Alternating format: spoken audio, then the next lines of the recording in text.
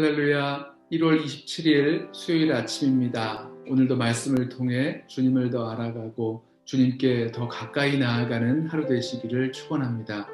오늘 말씀 묵상 본문은 사도행전 7장 17절부터 29절 말씀입니다. 공회에 잡혀온 스데반 집사가 자신을 고발한 내용이 사실인지 묻는 대제사장에게 자신을 변론하고 있습니다.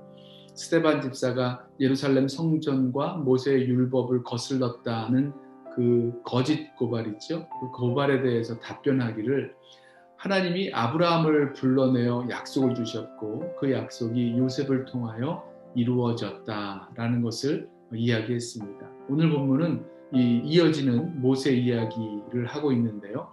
요셉을 알지 못하는 왕이 일어나서 이스라엘의 어린 아기들을 죽이려 할 때 모세가 태어났고 석 달 동안 집에서 기르다가 버려진 그 모세를 바로의 딸이 데려다 자기 아들로 삼고 또 애굽의 그 학문과 모든 지혜를 가르쳤습니다.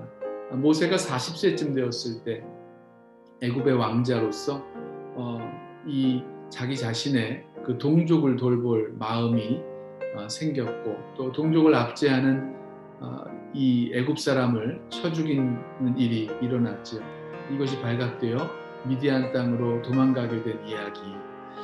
스데반 집사의 모세 이야기는 이렇게 이어져 나갈 것입니다만 오늘 말씀 묵상 부분은 여기까지 이야기하고 있죠.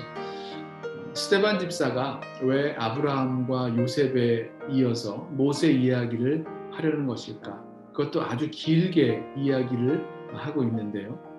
가장 먼저 생각할 수 있는 이유는 스데반이 자신이 모세의 율법을 거슬렀다는 고발에 대해서 반론하기를 내가 이 모세 이야기를 하면서 내가 이 모세와 구약과 율법을 부정하지 않고 있다 이런 것을 밝히려는 메시지가 담겨 있는 것일 것입니다. 그리고 한 가지 더 이 스데반이 모세 이야기를 하는 것을 보면 그 초점이 어디에 있는지를 우리가 또 볼 수가 있죠. 그 시작을 보세요. 17절에 이렇게 시작합니다. 하나님이 아브라함에게 약속하신 때가 가까움에 이스라엘 백성이 애굽에서 번성하여 많아졌더니.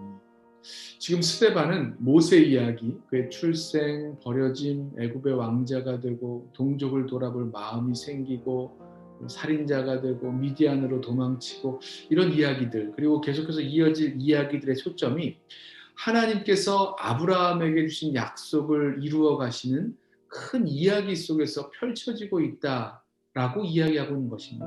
그리고 이렇게 아브라함에게 주신 그 약속이 이루어지는 모든 이야기들이 결국은 예수 그리스도를 향해서 달려가게 되는 거죠.